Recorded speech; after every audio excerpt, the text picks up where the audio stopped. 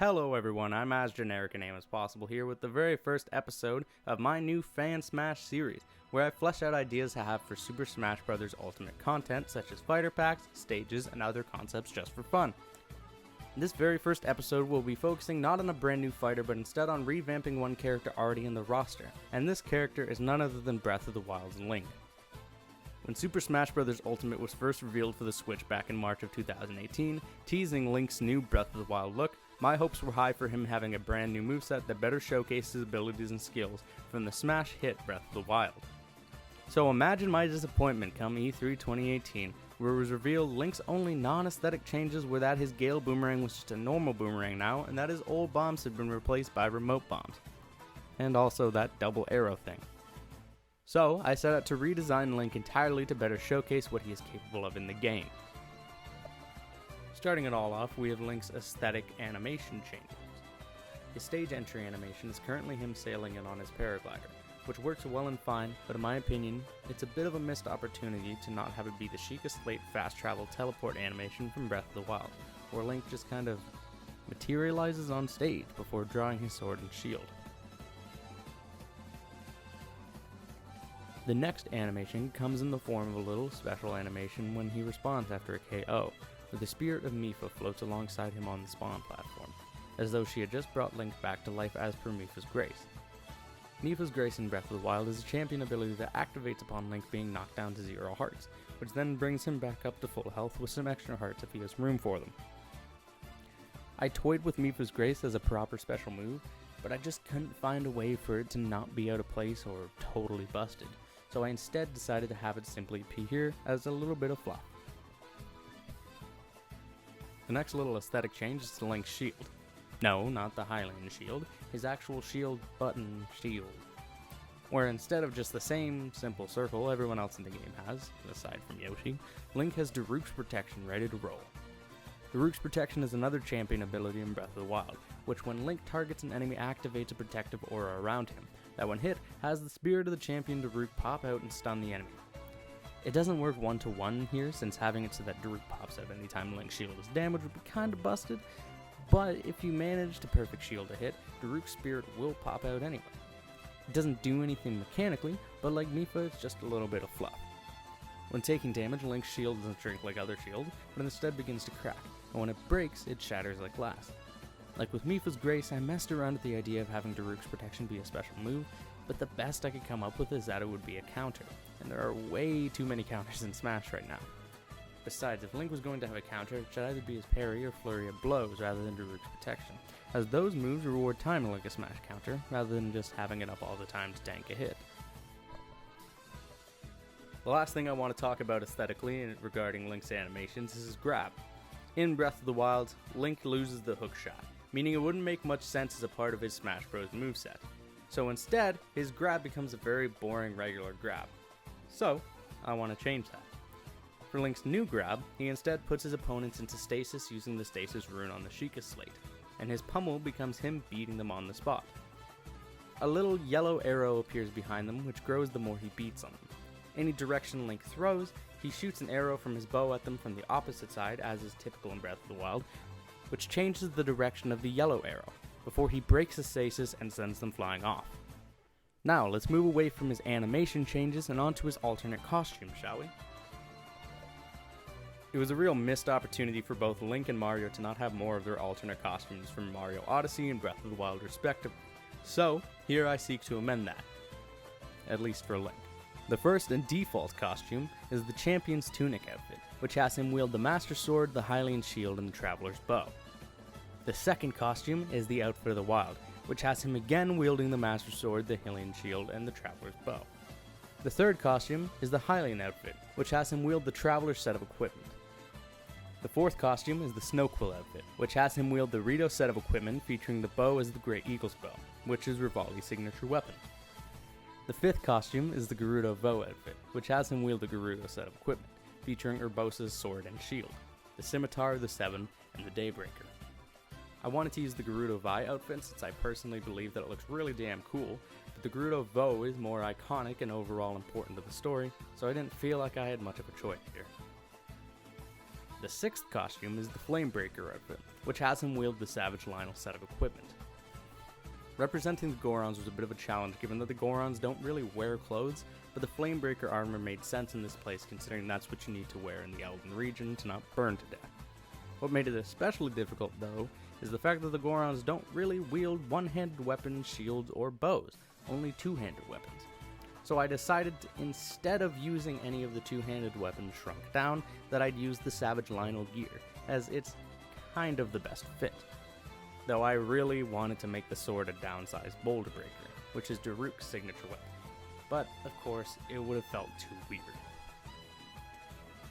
The 7th costume is the Zora outfit, which has him wield the Zora set of equipment. As a nice little touch to Mipha, the light scale trident is on Link's back, but is not usable in the moveset. The 8th and final costume is the Ancient Armor outfit, which has Link wield the Ancient set of gear. The Ancient Armor could really be replaced by any other set of armor in the game, and there were a lot of cool sets that I wanted to use, but I felt the Ancient Armor fit the best as it's kind of the actual best suit of armor in the game, and it's the most difficult to obtain. In other fighter videos, this will be the section where I talk about characters' neutrals, aerials, and smash attacks. Not in very great deal, as I find it kind of bogs down the entirety of the video, but I'll talk about them in general and what they're like. I'm not talking about them here because for the most part Link's neutral moves work really well and don't have to be changed as they are now. Moving on now to the fun part of any moveset concept, we have Link's special moves. Link's up special is currently the Hero Spin, which is iconic to Link in Smash, but let's be real. It was always a very odd choice for an up special considering Link has never used this move in the air in his home series. So here, we're going to replace the Hero Spin with a move you'll have guessed if you've already played Breath of the Wild, which is Revali's Gale. Revali's Gale is the champion ability of Revali, which creates an updraft under Link and allows him to soar upwards using the paraglider and glide some distance afterwards. This move would work fairly the same as it does in Breath of the Wild, with a massive vertical wind box being created above Link that lifts him upwards, before he's able to float safely to the ground like Peach and Daisy with their parasols. This move would work great for recovery distance, but would ultimately leave Link a little open from above as there isn't much to hit enemies who may be above him. Luckily, there's something Link will be able to do to protect below himself. While you're gliding, if you press down and B, you will spawn a remote bomb that will drop to the ground below you and explode if you press it again, allowing you to sort of clear space for yourself on the ground, or potentially even gimp enemies trying to recover off stage. If you press down at any time while gliding without the B input, you will go into free fall, again like Peach's parasol. Now, Link's classic Hero Spin is homeless. Where can it go if not his up special? Well, it would find a nice home in the neutral special, temporarily misplacing the bow.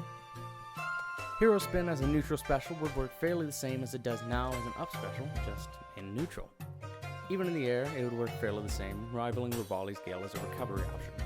The way I see it, Revali's Gale would be a good recovery option if you need to recover from a long distance, while Hero Spin would be a good option if you need to defend yourself while getting back to the stage and can sacrifice that distance. Anyway, this move has a special little twist to it now to separate it from the young and Toon Link spins. Once you fully charge the regular spin, you could keep it charging, and an aura will appear in a sphere around Link. Once released, Link will perform the spin move as Urbosa's spin bursts forward and electrocutes anyone caught in the aura. The electrocution effect is the one used in Zero Suit Samus and Corrin's neutral specials, which leaves the enemy frozen and spotted temporarily, before the knockback is applied. This move is very risk and reward as it leaves Link very vulnerable in exchange for allowing Link to potentially set up combos and to give himself the edge. Moving on to the side special, we have the bow finding a new spot. Where will the boomerang go, you may ask? And unfortunately, it will go away entirely from Link's moveset.